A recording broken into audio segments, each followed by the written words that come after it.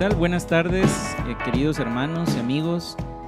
Bienvenidos a una tarde más de estudio de la palabra del Señor. Estamos meditando el libro de 2 de Samuel y vamos a tomar antes un tiempo para alabar a Dios con todo nuestro corazón. Vamos a darle gracias por un nuevo día y le vamos a dar gracias porque nuestros labios, a pesar de ser inmundos, mentirosos, que hablan engaño, hablan maldad, a pesar de eso, Dios nos ha dado el privilegio de abrirlos y alabar su santo nombre. Así que vamos a inclinar nuestro rostro, vamos a orar y luego comenzamos con un par de alabanzas. Padre, te damos gracias, Dios santo, porque nos has mostrado tu amor, Señor, en que aún siendo nosotros pecadores, Señor, aún siendo inmundos, con labios mentirosos y que hablan engaño, a pesar de eso, Señor, tú nos has salvado. Mandaste a tu Hijo unigénito para que viniera a morir por nosotros y nos diera vida, nos diera esperanza de esa vida eterna, y por eso cantamos hoy que nuestros labios, a pesar de cómo están, siempre te alabarán, Señor, y han sido purificados y nuestro corazón ha sido purificado por tu sangre poderosa, Señor, y por eso es que nuestras alabanzas pueden subir hasta tu trono, Señor, y exaltarte. Así que te damos gracias, Señor, por esta tarde. Te pedimos nos bendigas a través de tu palabra, que sigamos aprendiendo y que tú nos hables a cada uno de manera personal en esas áreas de nuestra vida que necesitamos cambiar. Te lo pedimos en el nombre de tu Hijo Jesús. Amén. Así que vamos a alabar al Señor.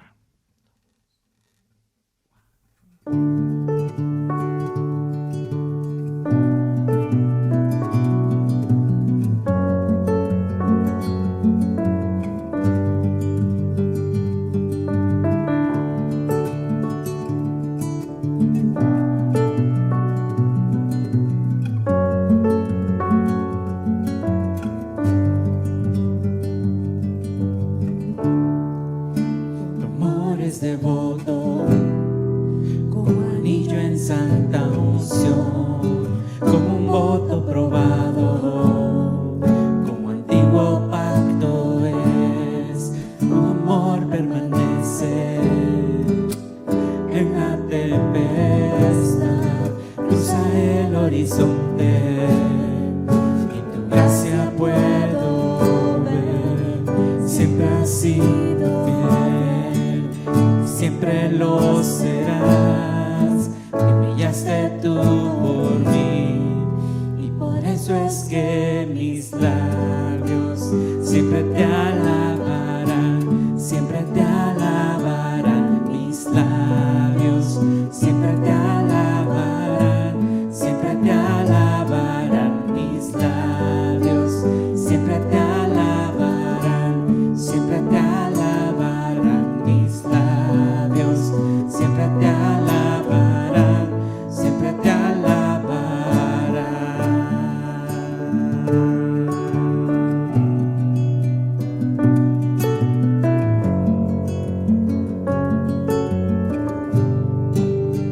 Al huérfano adoptas. Al huérfano adoptas, tu bondad es mi favor, caigo y me levantas, y me llenas de favor, me haces más a tu imagen, vestido en santidad, de ceniza belleza, a tu novia prepararás, librada del temor, de toda condenación, por ella tú vendrás, y por eso es que mis labios siempre te alabarán, siempre te alabarán, mis labios siempre te alabarán, siempre te alabarán, mis labios siempre te alabarán, siempre te alabarán, mis labios siempre te alabarán, siempre te alabarán. Dile, te alabaré. Te alabaré.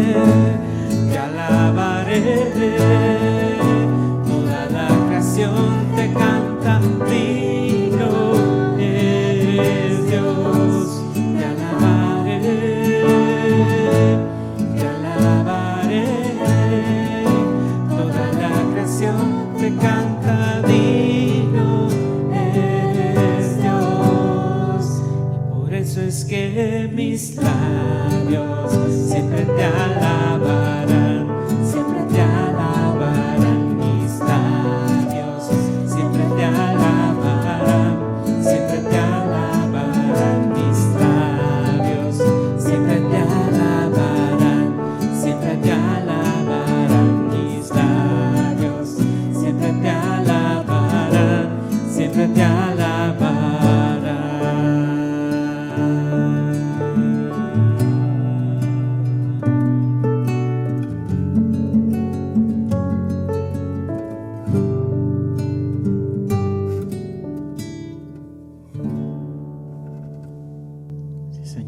Nuestro deseo adorarte por siempre, Señor. Y te damos las gracias, Padre Santo, porque podemos ver tu gloria, Señor. Podemos ver, Señor, a tu Hijo sentado a la diestra, Señor. Y podemos adorarte, Señor. Te damos gracias porque podemos levantar a ti nuestras voces y nuestras manos y decirte, maravilloso Jesús, milagroso, Señor. Así que te pedimos, Señor, que tu Espíritu Santo rebose en nuestros corazones, Señor. Te lo pedimos, Padre Santo.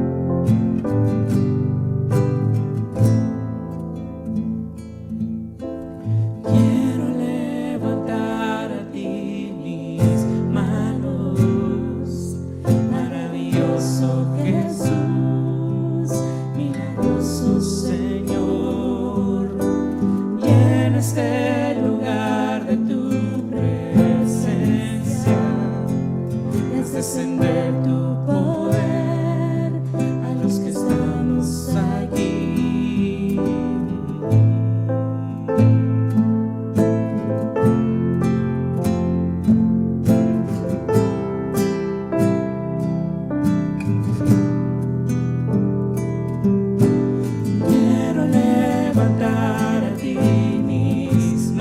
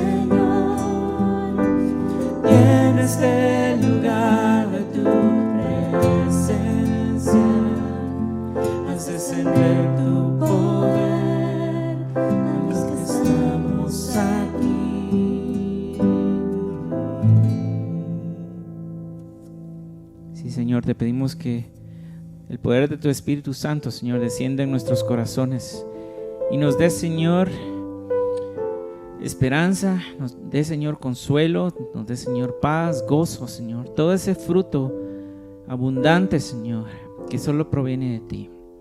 Te lo pedimos en el nombre de tu Hijo Jesús. Amén.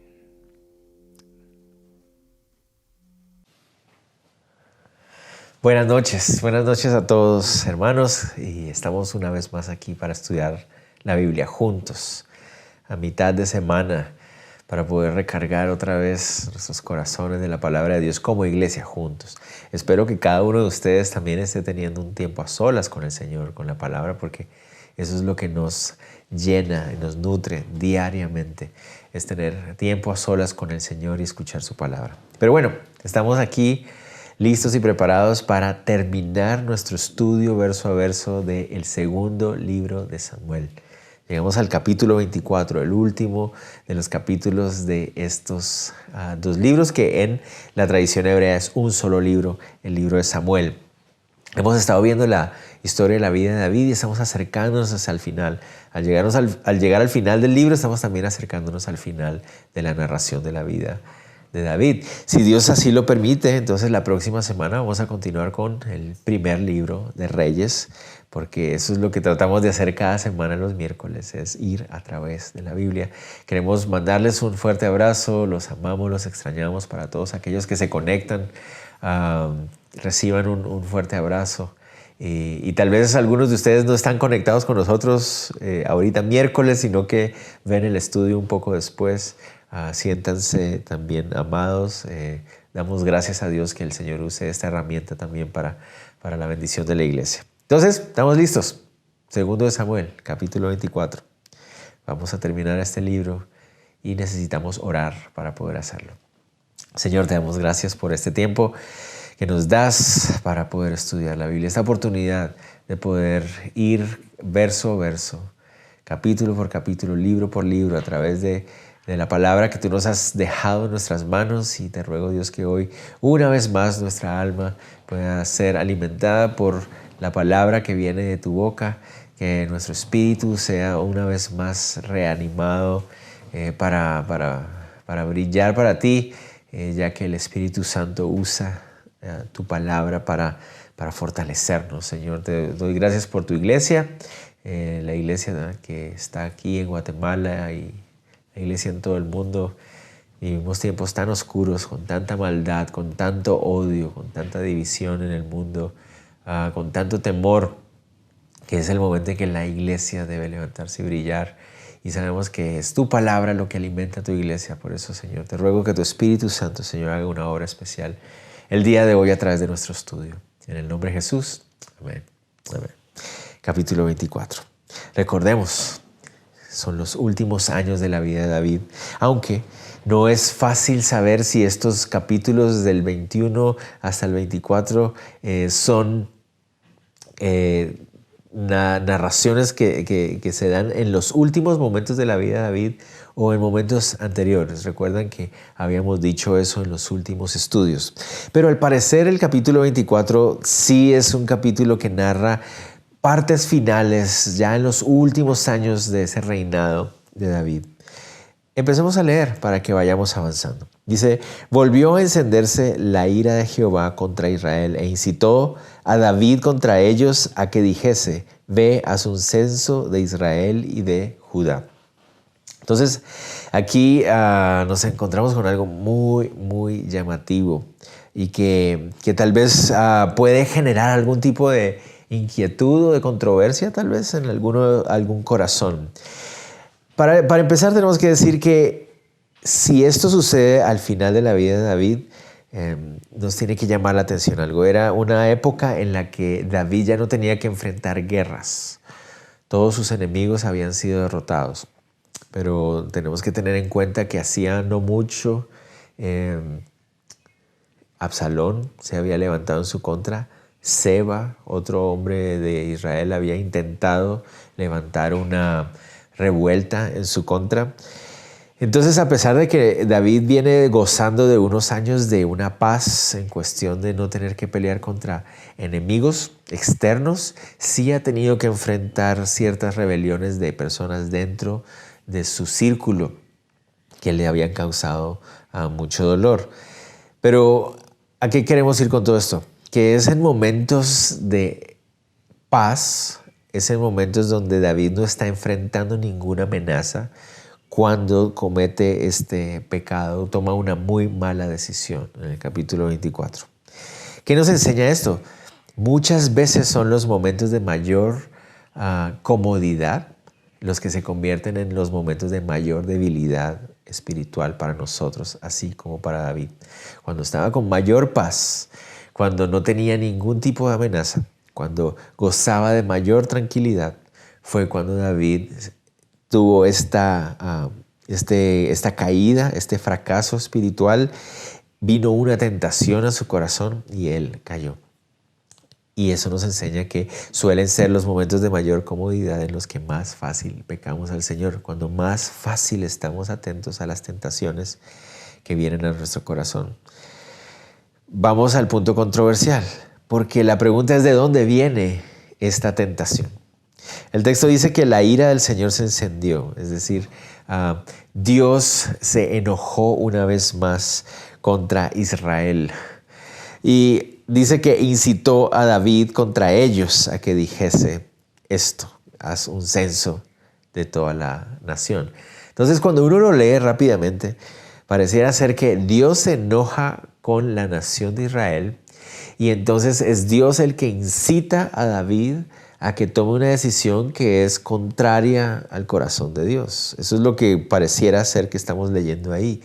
La forma en que está escrito parece, o la forma en que lo leemos, digamos así, pareciera indicar que Dios se enoja contra la nación y entonces es Dios el que incita, a David para que él tome una decisión que va en contra de Dios mismo.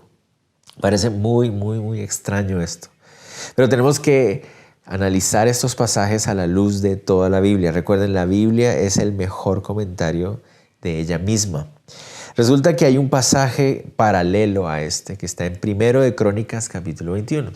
Entonces, de hecho, si ustedes quieren, les gusta marcar su Biblia ahí, sería buenísimo que pusieran 1 de Crónicas 21 ahí a la par de este capítulo, porque eso nos ayuda a entender. El capítulo 21 de Crónicas nos dice que realmente fue Satanás el que incitó el corazón de David. Claro, Dios lo estaba permitiendo, Dios estaba en control, Dios tenía un propósito en medio de todo esto, pero era Satanás el que estaba incitando el corazón. ¿Por qué es bueno aclarar esto? Porque la palabra incitar se puede traducir como estimular o seducir.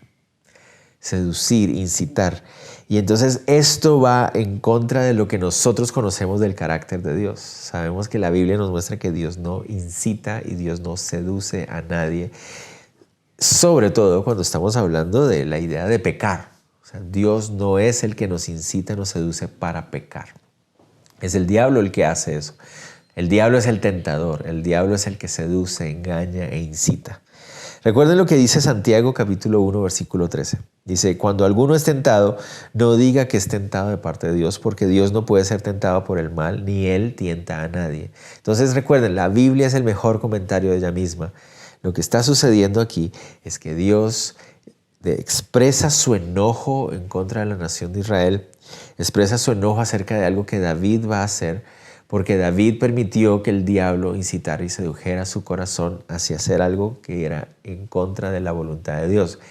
Aún así, Dios está en control, nada se sale de su control, en su total soberanía el Señor está permitiendo que esto suceda para que haya una enseñanza muy, muy especial y muy importante para la nación. ¿Qué es lo que David manda hacer? Un censo. Y uno se preguntaría, bueno, ¿por qué es esto malo? ¿Por qué está mal hacer un censo? ¿Cuál es el pecado en hacer un censo? Pues vamos avanzando poco a poco. El censo que él quiere hacer es un censo de hombres de guerra. Él quiere saber cuántos soldados tiene a su disposición. Eso es lo que él quiere saber. Pero es muy posible que esta motivación de David de querer hacer un censo se deba a una inseguridad egoísta de su corazón. La motivación de David es la idea de: quiero saber cuántos hombres son fieles a mí, cuántos hombres de guerra, cuántos soldados en el pueblo hay que son fieles a mí. Noten ustedes, quiero saber cuántos de Israel y cuántos de Judá. Quiero saber cuántos están fieles a mí. Una vez más, recuerden, hacía mucho tiempo David no tenía guerras con otros pueblos, pero hacía muy poco tiempo enfrentado una rebelión interna. Bueno, dos de hecho, Seba y la de Absalón, su propio hijo. Entonces, aparentemente lo que hay en el corazón de David es un deseo egoísta por saber cuántos hombres de guerra eran fieles a él. Y él quiere mandar a todos sus generales a que fueran a hacer un censo para saber para que él pudiera tener la seguridad en su corazón de cuántos hombres eran fieles a él. Eso nos muestra un corazón muy inseguro de parte de David. David nunca, si nosotros vemos la vida de él antes de todo esto, David nunca ha sido un hombre que descanse en el poder militar que él tiene. Él nunca ha sido un hombre que descanse en el poder físico que él tiene. Siempre, desde muy pequeño, desde la primera vez que nosotros nos encontramos con David en la historia bíblica, su confianza ha sido en el poder de Dios. Dios es el que le ha dado todo, le ha dado la victoria, el que le ha dado el trono. David nunca ha confiado en sus propias fuerzas. Pero en este momento está lleno de una inseguridad egoísta, una inseguridad arrogante que lo lleva a querer saber cuántos hombres de guerra son fieles a él, cuántos son fieles a mí. Yo quiero saber con cuántos hombres cuento. Y este David es muy parecido a Saúl. Saúl era así. Saúl era un hombre muy inseguro que quería saber quiénes estaban con él y quiénes no estaban con él. Es muy triste ver que al final de sus días, en los momentos de mayor paz y de mayor bendición, David empieza a actuar de una manera muy parecida a Saúl. Pero aún así, eso no nos contesta la pregunta de por qué hacer un censo sería pecado o sería algo que viniera a merecer un castigo de parte de Dios. Bueno, vamos avanzando poco a poco. La palabra censar significa literalmente inspeccionar o pasar revista. Una vez más, la idea de David es: quiero que ustedes vayan y vean cuántos hombres son fieles a mí, cuántos siguen siendo fieles a mí, cuántos son los hombres que están conmigo. Y todo lo hacía con una motivación egoísta. Veamos qué dice la Biblia acerca de el censar, el contar, pasar revista en el pueblo de Israel. La Biblia tenía un pasaje muy importante que está en Éxodo capítulo 30, versículos del 11 al 16, en la cual se daban las especificaciones muy claras de cómo debía hacerse un censo y para qué debía hacerse un censo. Y aquí es donde está el problemita. El problema no era el censo en sí. El problema es para qué lo quiere hacer David o para qué la Biblia o la ley dejaba claro que debía hacerse el censo. Cuando leemos en Éxodo 30, dice que la ley se refería a que el censo tenía un solo propósito: conocer cuántas personas había en el pueblo para saber por cuántas personas se debía hacer expiación cada año. Entonces recuerden, cada año el sumo sacerdote entraba al lugar santísimo durante el día de la expiación y presentaba un sacrificio a nombre de todo el pueblo. Expiación, la idea de cubrir esa muerte, ese sacrificio, esa sangre que presentaba el sumo sacerdote, se presentaba simbólicamente como un pago que cubría por el pecado de todo el pueblo. Entonces el censo tenía como propósito: cada vez que se hiciera un censo, había que contar a las personas para saber por cuántas personas se está haciendo expiación. Pero hay algo más. La Biblia incluso nos dice en la ley que era necesario que cuando se contaba una persona por la cual se iba a hacer expiación en el pueblo, cada persona debía hacer un pago. Tenía que pagar para ser censado.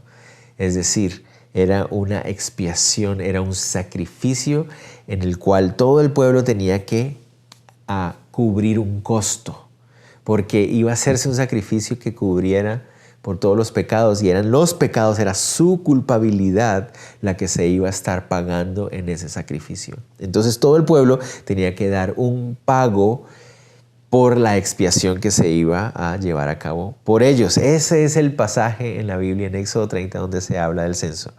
David tiene una idea diferente. La idea del censo de David no es saber cuánto cada uno tiene que asumir de costo por el sacrificio de ser expiado, de ser limpiado y cubierto de pecado, sino que es un censo motivado en sí mismo, en querer tener la seguridad de cuántos hombres tiene, cuántos hombres militarmente tiene. Y no parece, porque el texto no nos lo dice en ninguna parte, y es lo más probable, que se haya pagado nada. O sea, no hubo un pago. Este censo no tiene nada que ver con el censo de la Biblia, ese no tiene nada que ver con el censo de la ley. Este era un censo que simplemente se llevaba a cabo para satisfacer la inseguridad que David sentía en su corazón. Entonces, pareciera ser que además en 1 de Crónicas, David había mandado incluso contar a los hombres de la tribu de Leví, cosa que era contrario a la ley de Moisés. Y por eso vemos cada vez más claro la motivación de David no era la correcta. Ahora el censo no estaba enfocado en saber cuántas personas estaban asumiendo un costo por el sacrificio que se hacía por su expiación, sino que se hacía un censo simplemente para satisfacer la inseguridad de un hombre. Esto no era correcto.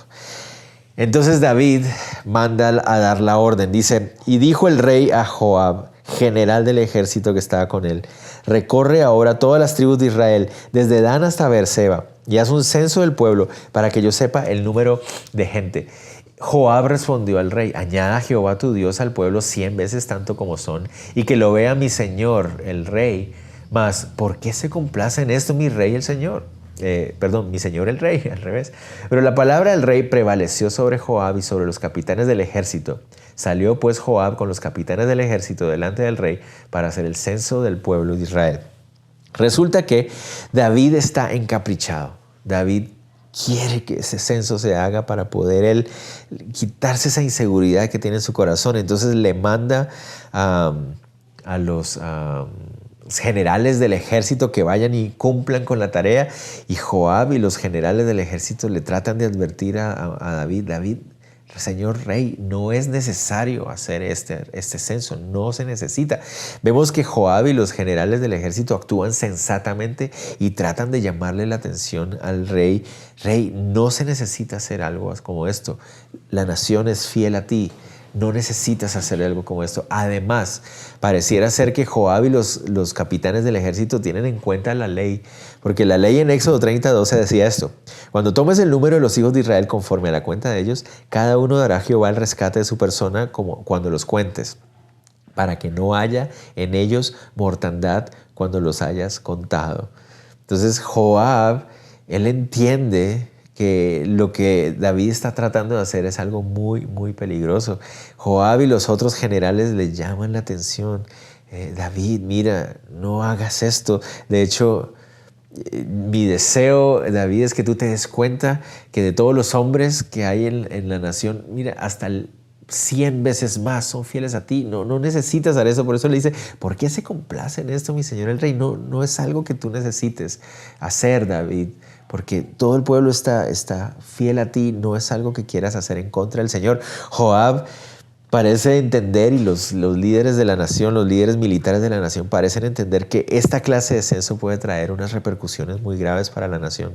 Pero aún así David decide seguir adelante. El texto dice que la palabra del rey prevaleció sobre Joab. Su capricho se impuso sobre todos los demás. Y eso es muy importante, porque esto significa que David tuvo la oportunidad de reconsiderar su decisión y cambiar. Otra vez, no es que Dios lo estaba obligando a hacerlo. Él tuvo la oportunidad de escuchar a sus generales y cambiar de posición, tomar otra decisión, pero no lo hizo. Y esto lo hace a él cada vez más responsable de lo que está pasando.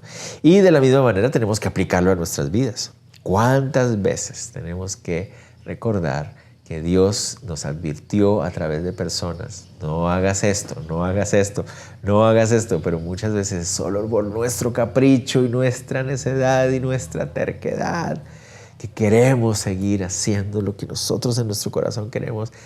Y el Señor manda a padres, a hermanos, a amigos, a pastores, qué sé yo, muchas personas para que te adviertan: mira, ten cuidado, mira, ten cuidado, mira. No escuchamos, seguimos, ¿y qué pasa? Nos damos el golpe. Eso es lo que le va a pasar a David. Lo triste del asunto de David es que las consecuencias que vienen no solamente las va a llevar él, sino que las va a llevar todo el pueblo. Verso 5 dice, y pasando el Jordán acamparon en Ahorer, el sur de la ciudad que está en medio del valle de Gad y junto a Hased. Después fueron a Galaad y a la tierra baja de Otzi, y de ahí fue a Dahán y los alrededores de Sidón. Fueron luego a la fortaleza de Tiro y a todas las ciudades de los heveos y de los cananeos, y salieron del Negev de Judá en Beerseba. Después de que hubieron recorrido toda la tierra, volvieron a Jerusalén al cabo de 9 meses y 20 días, y Joab dio el censo del pueblo al rey, y fueron los de Israel 800,000 hombres fuertes que sacaban espada, y los de Judá 500,000 hombres. Entonces los soldados, los hombres del ejército de David, hicieron lo que se les pedía, fueron a hacer el censo, contaron a las personas, y después de casi 10 meses de hacerlo, de recorrer, salieron hacia el oriente, después hacia el norte, después fueron al occidente, bajaron hacia el sur, y cuando regresaron a Jerusalén tenían el número completo. Después de regresar le dieron el resultado: 800,000 hombres en Israel, 500,000 hombres en Judá. Algunos de ustedes dirán, no, pero yo estoy leyendo el pasaje primero de Crónicas y aparecen otros números. Sí, recuerden que muchas veces pasa eso con los pasajes paralelos cuando tenemos números. Porque el asunto con los números es que la transliteración de números de los idiomas antiguos en las copias y los manuscritos más antiguos, solo por una señalcita extra o un medio puede cambiar un número completamente. Entonces a veces esa es la razón de estas aparentes incongruencias, pero son aparentes nada más. El asunto es, se le da el resultado. David debió haberse sentido, tengo 1,300,000 hombres que son fieles a mí, pero en lugar de sentir satisfacción al escuchar el mensaje, al escuchar el resultado, miren lo que pasa, verso 9. Y Joab dio el censo, verso 10. Después de que David hubo censado al pueblo y le pesó en su corazón, y dijo David a Jehová, yo he pecado gravemente por haber hecho esto, mas ahora, oh Jehová, te ruego que me quites el pecado de tu siervo, porque yo he hecho muy neciamente. Cuando recibe el resultado, dice que David le pesó en el corazón. Esa frase, le pesó en el corazón, se puede traducir como recibió un golpe en el corazón. Es lo triste. Yo creo que todos nos podemos sentir identificados con esto. David tuvo la oportunidad de tomar un cambio, de no seguir adelante con su plan, pero neciamente continuó. A pesar de que Joab y los otros le decían, David, no necesitas hacerlo, él siguió. Cuando ya él vio lo que había hecho, sintió el dolor en su corazón. Y eso nos pasa a nosotros también. Cuando seguimos adelante neciamente con lo que queremos hacer y sabemos que estamos actuando mal, tomamos la decisión y inmediatamente el Espíritu Santo trae esa convicción al corazón, nos duele, hemos pecado. Y David sintió el dolor. Aquí es donde David se diferencia de Saúl. ¿Se acuerdan que habíamos dicho que se parecía a Saúl? Aquí es donde vuelve otra vez a ser el David que conocemos.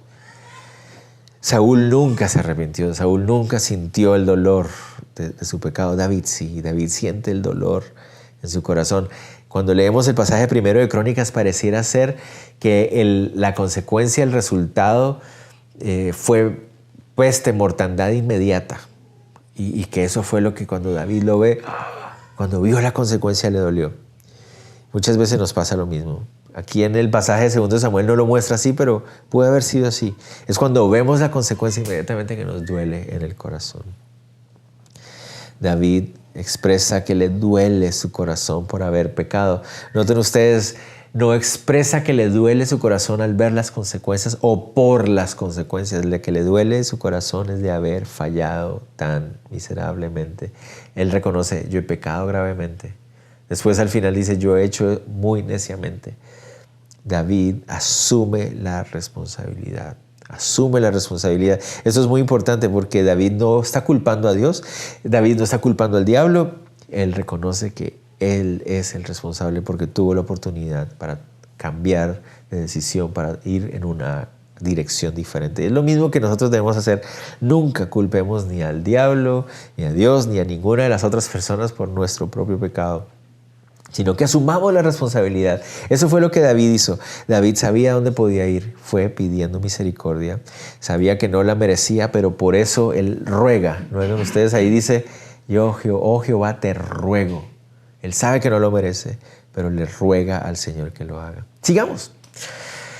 Versos 11 al 14 dice así: por la mañana, cuando David se hubo levantado, vino palabra de Jehová al profeta Gad, vidente de David, diciendo: ve y di a David, así ha dicho Jehová, 3 cosas te ofrezco, tú escogerás una de ellas para que yo la haga.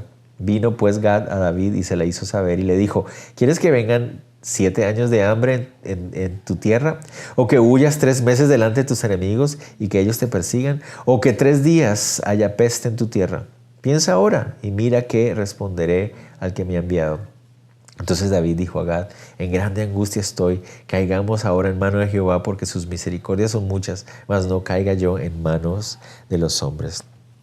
Cuando David reconoce en su corazón que ha pecado, cuando reconoce con dolor que actuó con necesidad y recurre a la misericordia de Dios, Dios envía a Gad.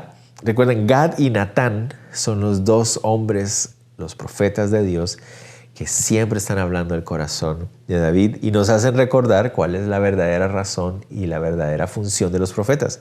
¿Cuál es? Hablar de parte de Dios y llamar al arrepentimiento o llamar a asumir las consecuencias de la necedad. Eso es lo que hacen los profetas, no es solamente esa idea de estar adivinando el futuro, cosas así, ¿no? Eso es lo que hacen los profetas cuando hablan de parte de Dios. Gad recibe de parte de Dios el mensaje: dile a David que tiene 3 opciones.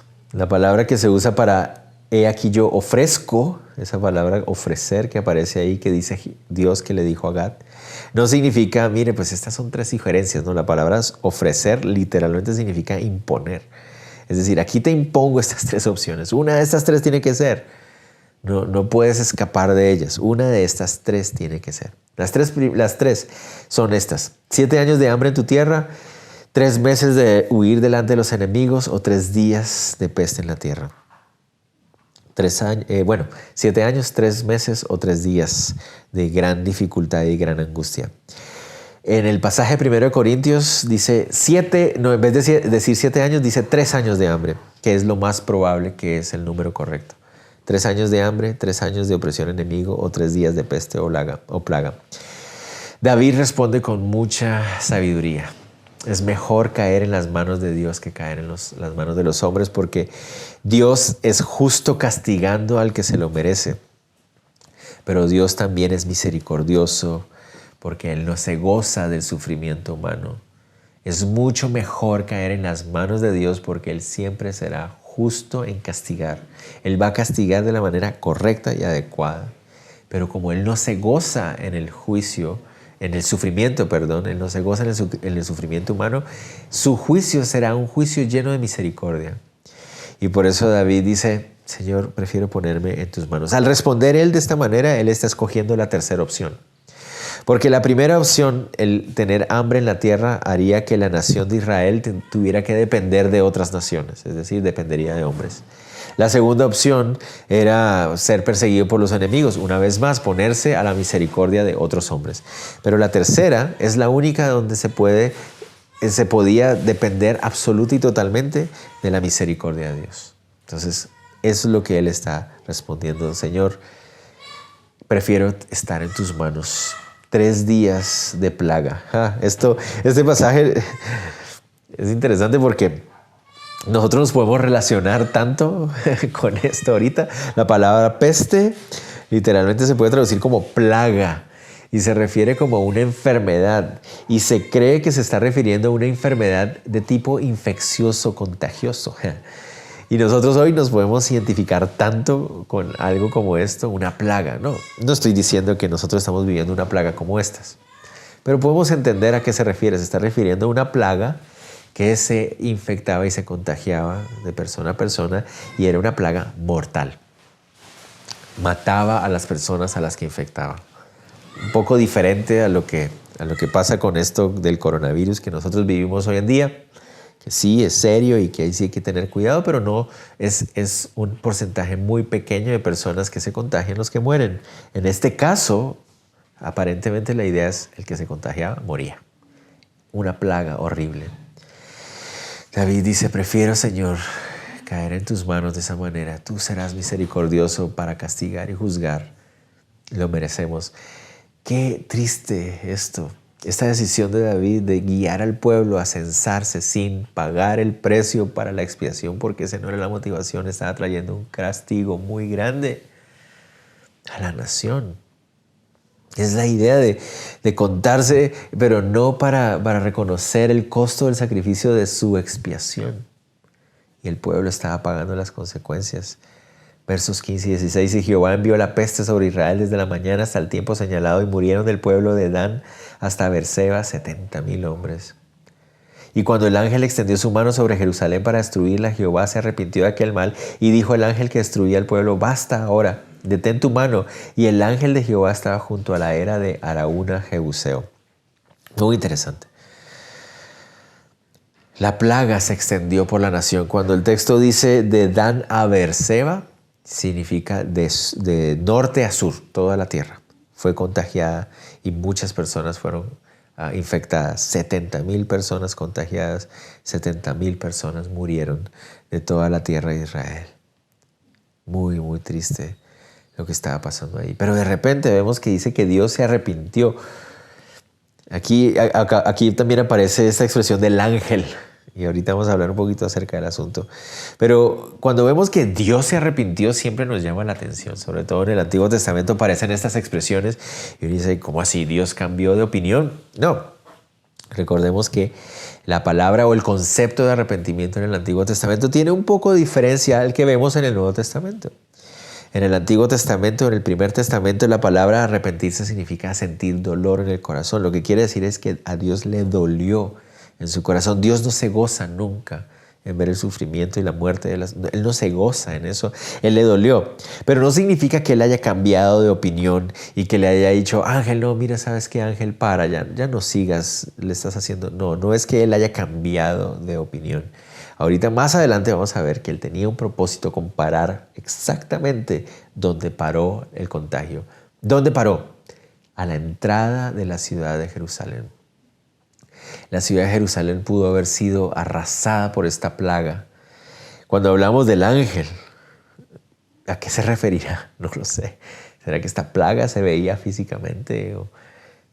David dice en el verso 17 que él vio al ángel que iba a destruir el pueblo.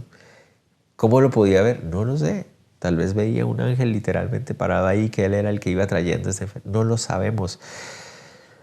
Pero justamente se detiene a la entrada de la ciudad de Jerusalén. Y esto es lo interesante de todo lo que vamos a ver.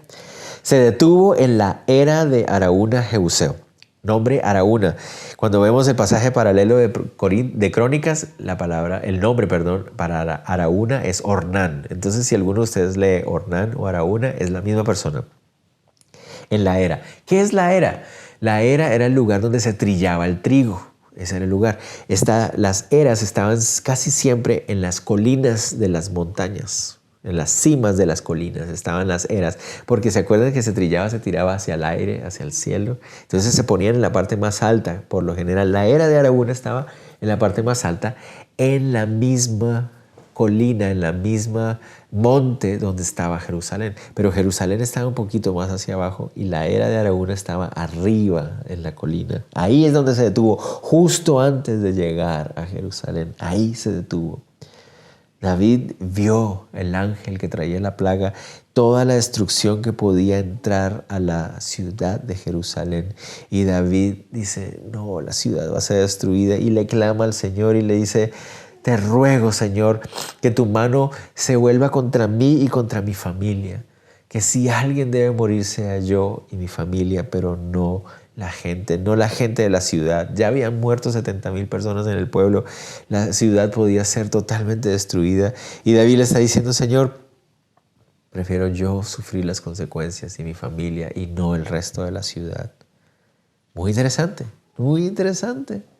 David ofreció que fuera él y su familia los que sufrieran el castigo, porque él reconoce que él es el responsable de ese castigo. Muy importante. Él asumiendo la responsabilidad del castigo para que los demás no vayan a sufrirlo. Pero Dios no aceptó la propuesta de David. Sin embargo, lo que hizo fue mostrarle a David que la solución era otra. Sigamos. Y Gad vino a David aquel día y le dijo, sube y levanta un altar a Jehová en la era de Araúna, Jebuseo. Y subió David conforme al dicho de Gad, según había mandado Jehová. Entonces Dios le dice, mira David, no acepto tu propuesta de que tú lleves sobre ti, tú y tu familia lleven sobre ustedes el castigo de este pecado. No lo acepto. Pero vamos a hacer esto. Lo que vamos a hacer es que vas a ir a la era de Araúna, ahí a la entrada de la ciudad, y vas a construir un altar. En ese altar harás sacrificios. Eso es lo que vamos a hacer. Entonces David se levantó conforme a lo que se le había dicho y se fue al lugar. Cuando llegó a Araúna, que era jebuseo, es decir, no era israelita, pero era un hombre que vivía en armonía con David, lo ve venir y él lo recibe con honra, como se debe recibir al rey. Eran vecinos, estaban viviendo ahí juntos. Y Araúna miró y vio al rey y a sus siervos que venían hacia él. Saliendo entonces Araúna se inclinó delante del rey, rostro a tierra. Y Araúna dijo, ¿por qué viene mi señor el rey a su siervo? Y David respondió, para comprar de ti la era a fin de edificar un altar a Jehová para que cese la mortandad del pueblo. Y Araúna dijo a David, tome y ofrezca a mi señor el rey lo que bien le pareciere. He aquí bueyes para el holocausto y los trillos y los yugos de los bueyes para leña. Todo esto, oh rey, Araúna lo da al rey. Luego dijo Araúna al rey, Jehová tu Dios te sea propicio. Entonces David entiende que el altar que él va a construir no es simplemente un altar para ser usado una vez. Él entiende que Dios le está diciendo, construye un altar en la era de Araúna y ese es el altar que vamos a usar para los sacrificios delante del Señor. Va a ser permanentemente el lugar para sacrificar al Señor.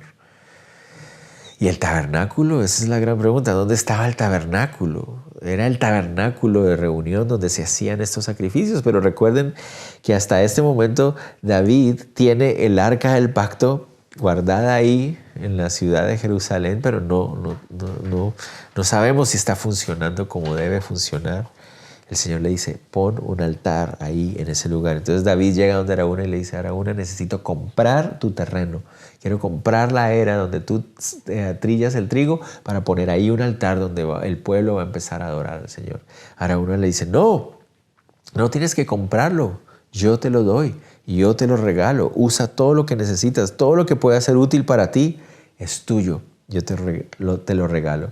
Y aquí viene uno de los versículos más famosos de todo el libro de 2 Samuel. No lo encontramos justo al final. Uno de los versículos más famosos y más importantes de todo el libro. Aquí está. Y el rey le dijo a Araúna, verso 24, no, sino por precio te lo compraré, porque no ofreceré a Jehová mi Dios holocaustos que no me cuesten nada. Entonces David compró la era y los bueyes por 50 siclos de plata. Y edificó ahí David un altar a Jehová y sacrificó holocaustos y ofrendas de paz. Y Jehová oyó las súplicas de la tierra. ¿Y qué dice? Cesó la plaga en Israel. ¿Cuál es ese versículo al que me refería? Donde David expresa, no voy a presentar delante de Dios sacrificios que no me cuesten. No lo voy a aceptar. ¿Qué pasaba si David hubiera aceptado el ofrecimiento de Araúna? Pues realmente no hubiera sido el sacrificio de David, hubiera sido el sacrificio de Araúna, ¿verdad? Entonces David reconoce que era su responsabilidad lo que había sucedido. Él era el culpable de la plaga que se estaba dando. Y si alguien iba a levantar sacrificios para que el Señor los tomara como propicios, tendría que ser él y tendría que ser algo que le costara. Él no lo podía asumir gratis. Él era el que tenía que asumir la responsabilidad. Él estaba asumiendo la responsabilidad. No podía tomarlo gratis. Y entonces compró el terreno y ahí edificó el altar. Y ustedes podrán decir, bueno, terminó la historia, pero ¿qué enseñanza hay para nosotros? Aquí es donde a mí me parece impresionante lo que encontramos aquí. Hablemos un poquito del lugar. ¿Dónde quedaba esta era de Aruana o de Ornán? ¿Recuerdan? Aquí está Jerusalén y aquí arriba, en la parte de la cima de la montaña, es donde estaba la era de Ornán o la era de Araúna. Cuando nosotros leemos 2 de Crónicas, capítulo 3, versículo 1, ahí se nos dice que la era de Ornán o la era de Araúna que David le compró al Jebuseo quedaba en la cima del monte Moriah. Y dice, el monte Moría, ¿qué significa eso? Para muchos de nosotros eso, ¿qué es el monte Moría? No sé, no lo recuerdo. Bueno, para aquellos de ustedes que empezaron con nosotros leyendo desde Génesis, el monte de Moría es muy importante. El monte de Moría es el lugar donde Dios le dijo a Abraham que fuera a sacrificar a su hijo Isaac. Ustedes dirán, bueno, ok, muy interesante, muy importante, pero ¿qué más tiene eso que ver? Ese es el monte donde Jerusalén está ubicado y allí en la cima era donde Abraham había recibido la orden de sacrificar a Isaac. Pero, ¿qué más hay de importante? Resulta que en ese monte y en ese lugar fue donde Salomón construyó el templo del Señor. Cuando David murió, en ese lugar se construyó el templo. Ese altar que David construyó se convertiría en el altar del templo donde se presentarían todos los sacrificios. Pero aún más, cuando estuviera construido el templo, el edificio del templo sería sobre ese mismo monte, a las afueras de la ciudad, donde el Señor Jesucristo moriría por nosotros y asumiría el sacrificio. ¡Wow! Cuando ya entendemos todo lo que está pasando aquí, David entonces en este momento está asumiendo el ser sombra de la obra de Cristo. ¿Cómo así una sombra? Jesús se hizo hombre y al hacerse hombre, Él asumió sobre Él el costo del sacrificio necesario para detener la plaga mortal que aqueja a toda la humanidad. El hombre es el culpable, el hombre es el responsable de ese pecado, de esa naturaleza de pecado, de esa rebelión que a todos nos afecta y a todos nos mata. El ser humano es el responsable. ¿Qué hizo Jesús? Siendo Dios, se hizo hombre. Y Él, al hacerse hombre, al hacerse el Hijo del Hombre, Él asumió sobre Él la responsabilidad de hombre, aunque Él como hombre no lo había hecho. Él asumió la responsabilidad de los seres humanos como el Hijo del Hombre. ¿Y qué es lo que debía hacer entonces? Pagar un sacrificio. ¿Se acuerdan? El censo era para la expiación. Se pagaba un costo porque se recordaba de esa manera que un animal iba a morir para tomar el lugar. Había sangre que se iba a derramar como expiación para cubrir el pecado. Y David había hecho caso omiso de lo que significaba el censo. Y ahora estaban pagando las consecuencias. Pero Jesucristo, nuestro Señor, se hizo hombre para asumir la responsabilidad de los hombres y para asumir el sacrificio, el castigo, la expiación. La asumió Él. Él pagó el costo. El verdadero sacrificio entonces siempre tiene un costo y el costo es la vida. Y el Señor Jesucristo asumió ese costo absolutamente, completamente sobre sus hombros a nombre de los seres humanos al haber tomado condición de humano. ¿Notan cómo todo estaba ahí? Por eso les decía, por eso sabemos que Dios no se arrepintió. No, el Señor sabía exactamente dónde se iba a detener, ahí en la era de Araúna.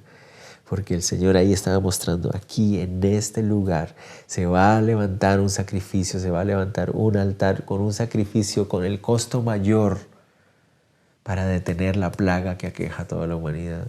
El sacrificio de Cristo Jesús, supremamente importante.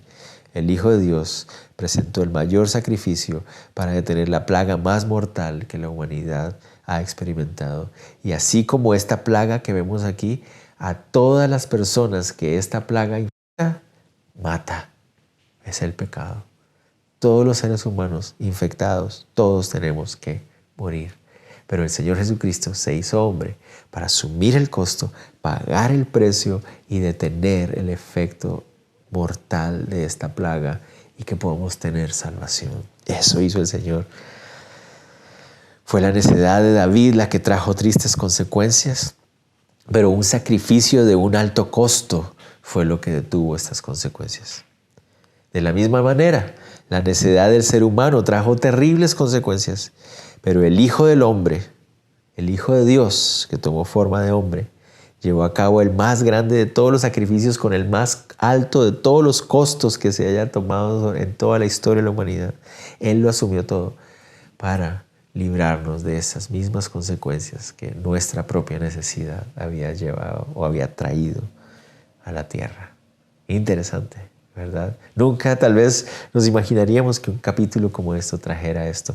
De la necedad de un hombre como David, al final vemos cómo se levanta a través de todas estas historias la imagen de Cristo Jesús. Él hablándonos constantemente. Para todos nosotros, caminemos hoy agradecidos por ese sacrificio que el Señor llevó en la cruz por nosotros. La Biblia nos dice en el Nuevo Testamento, nosotros ya no tenemos que presentar sacrificios. El sacrificio lo hizo. El costo más alto lo llevó Él. Pero la Biblia nos dice que podemos presentar nuestro cuerpo como un sacrificio vivo, ¿verdad? Ya no es un sacrificio de muerte, pero presentamos nuestros cuerpos como un sacrificio vivo para ser agradables al Señor, para poder llevar a cabo su voluntad. Presentemos nuestro cuerpo sobre el altar del Señor como un sacrificio vivo para honrar el sacrificio que Él pagó por nosotros, el alto costo que Él pagó por nosotros. Presentemos nosotros nuestra vida como un sacrificio vivo. También nos dice en Hebreos 13:5 que nosotros podemos venir a Él y levantar. Dice, levantemos sobre Jesús, sobre el sacrificio de Él. Nosotros podemos levantar sacrificios de alabanza, dice el Señor. Sobre Jesús, Él ya lo pagó. Nosotros no pagamos, Él lo pagó. Pero sobre Jesús levantamos nosotros sacrificios de alabanza, frutos de nuestros labios que alaban a nuestro Señor por lo que Él hizo por nosotros. Ese es el momento en que nosotros como iglesia tenemos que gozarnos en esto. Vivimos en un mundo lleno de división y lleno de odio. Este odio trae muerte, lo estamos viendo a través de las noticias. Esta muerte es un resultado del pecado, de esta plaga que nos aqueja a todos los seres humanos. Pero iglesia, nosotros sobre Jesús levantemos sacrificios de alabanza. Hablemos de Él, brillemos en este momento, hablemos de la vida que Él ganó en esa cruz, del sacrificio que Él pagó, todo el costo, el alto costo, Él ya lo pagó, para que esa mortandad del pecado y del odio ya no esté en nosotros. Hablemos de eso, alabémoslo a Él, por eso vivamos en eso, gocémonos en eso. Hagamos eso, hermanos, es tiempo de brillar como iglesia. No hablemos lo que el mundo dice, no nos dejemos manipular por lo que el mundo dice, hablemos nosotros la luz, hablemos la luz del sacrificio que Cristo pagó en esa cruz hace 2000 años para traer perdón de todo nuestro pecado, para acabar con esa plaga mortal y maligna que infecta a todos los seres humanos. Bueno, hermanos, terminamos 2 de Samuel. Si Dios lo permite, vayamos leyendo toda esta semana que viene. Les animo, vayan leyendo 1 de Reyes y 2 de Reyes. Si también pueden lograr leerlo, vayamos leyéndolo para que continuemos con nuestra historia. Ya nos vamos a enfocar ahora muy pronto para encontrarnos con Salomón. La historia continúa y el Señor sigue siendo el mismo. Vamos a orar. Señor, te damos gracias por este tiempo, este momento para estudiar tu palabra. Gracias por tener la oportunidad de comunicarnos de esta manera. Gracias por el poder grabar, por el poder transmitir, por el poder contactarnos de esta manera en medio de esta situación. Señor, somos alimentados por tu palabra y estamos tan agradecidos. Dios, queremos una vez más llenarnos de tu palabra, no hablar como el mundo habla, no llenarnos, no ser manipulados por lo que el mundo dice. No, queremos hablar tu palabra, queremos brillar, queremos hablar de la vida que tú has dado, del amor que tú has dado, Señor. Ayúdanos, te lo pedimos. Oro por mis hermanos que pasan necesidad. Señor, estamos en un momento donde pareciera ser que la aflicción del mundo nos aqueja. Hay hambre, hay tragedia, hay muerte. Pero tu luz brilla en medio de todo eso, Señor. Sosténnos, que sea tu gozo. Que mientras caminamos en este valle de sombra de muerte, Señor, no temamos mal alguno porque tú vas con nosotros. Te lo pido en el nombre de Jesús. Amén. Dios los bendiga a todos.